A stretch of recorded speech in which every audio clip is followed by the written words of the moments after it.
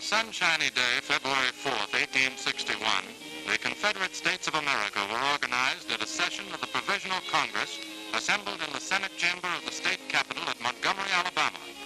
The appointments of that room have remained unchanged.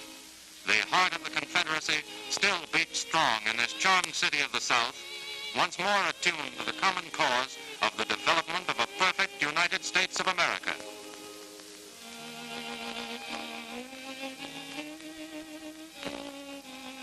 On the portico of the Capitol building, a six-pointed brass star marks the spot on which Jefferson Davis took the oath of office as the first president of the Confederacy, February 18, 1861.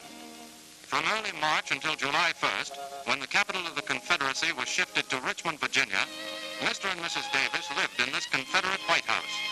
Moved from its original location, it continues as one of the cherished shrines of the South. At the lower end of Dexter Avenue is one of those quaint public squares, characteristic of older American communities. There is a fountain by McMonnies, distinguished American sculptor. From the porch of the old Exchange Hotel, William L. Yancey, stirring secessionist orator, introduced Jeff Davis to cheering crowds with the immortal words, "The man and the hour have met." From this building flashed the message which precipitated the first engagement in the war between the states, the bombardment of Fort Sumter.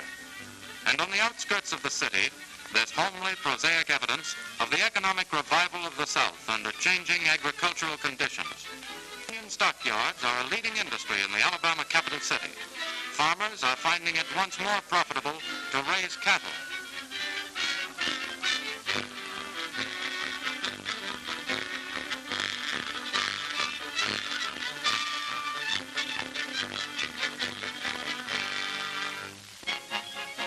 Fine highways lead into various sections in which state parks are being developed through the Emergency Conservation Work Program under the direction of National Park Service.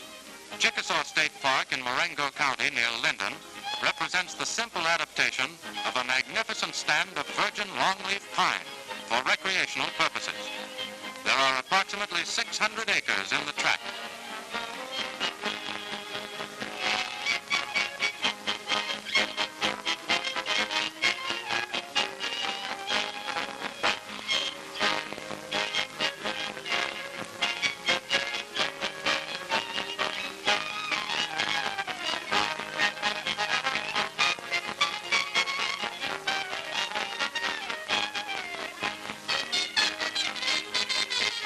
There's something mysteriously interesting about these artesian wells, punctures deep into the Earth's shell, which allow water to gush through the surface in an endless stream.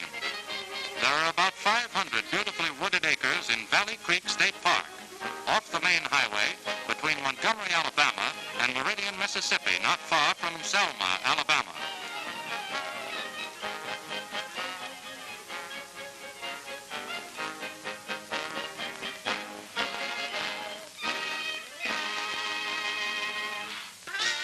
There's a definite relationship between the little college town of Auburn, some 40 miles east of Montgomery, and Shiawassee State Park, which is being developed near there. Auburn began its rise to fame as an educational center many years ago. Today, it's the seat of the Alabama Polytechnic Institute, popularly known as Auburn, one of the finest institutions of learning in the South. Boy and girl students from many states dash through its streets in modern collegiate motor cars. But back in the gay 90s, bicycles hauled their fathers and mothers some 6 miles, out of town to a beauty spot then known as Wright's Mills, now Shiawassee State Park. Auburn's a college town, remember, and even the dogs go in for higher education. This prized possession of one of the Institute's professors has been taught to ring a bell when he wants his dinner.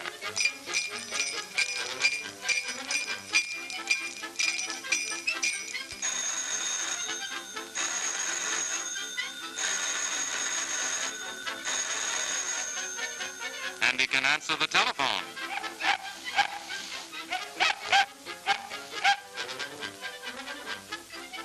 And ride a velocipede.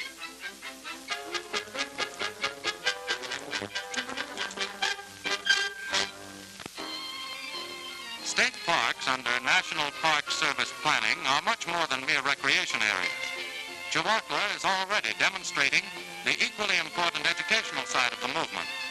Art students using paints and canvases as well as cameras are finding its beauty spots inspiring.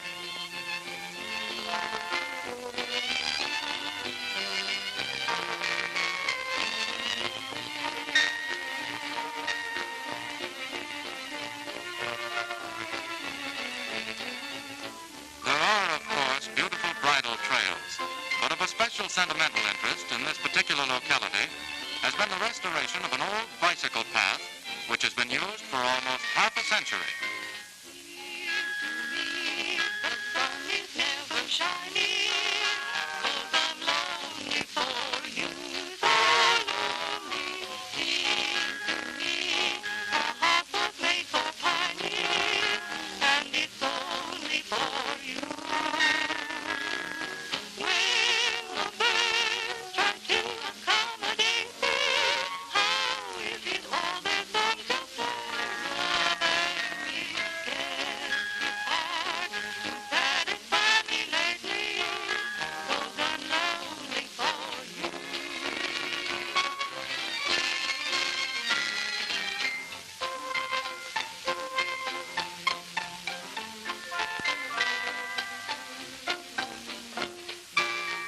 The picturesque stone wall atop which old Wright's Mill once stood has been retained as a scenic touch. The old millstone crumbling into decay lies just where it fell when the mill was dismantled. The Conservation Corps' most ambitious construction job in this park area is the building of a dam to form a lake for water sports and fishing. Along its shores are being erected numerous overnight cabins and a lodge for general assembly. The dam breast is of steel reinforced concrete. Its core is anchored in a trench cut from what scientists have declared is the hardest exposed rock in the United States. Because of the area's unusual geological formation, the Alabama Academy of Science has been making formal field trips here for a number of years.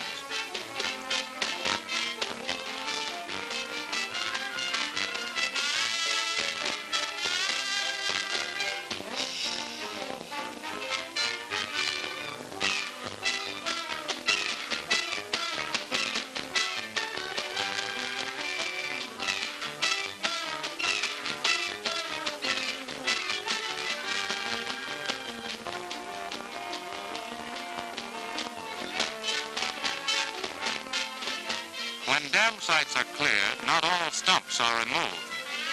Occasional ones with cavities are left as secluded retreats and spawning beds for fish.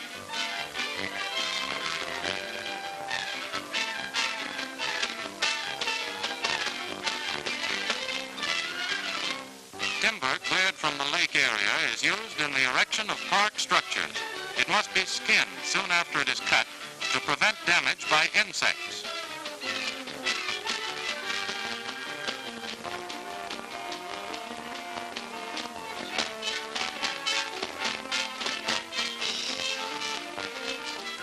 At Shiawassee, the Corps boys live just outside the park, but on excursions during their leisure hours and even while at work, they enjoy the area's natural beauty.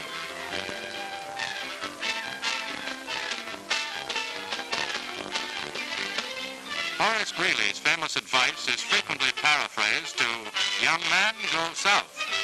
This little town of Auburn, Alabama, and its adjacent Shiawassee State Park may present some of the reasons. Alabama Polytechnic has a Reserve Officers Training Corps unit which ranks among the highest in the United States.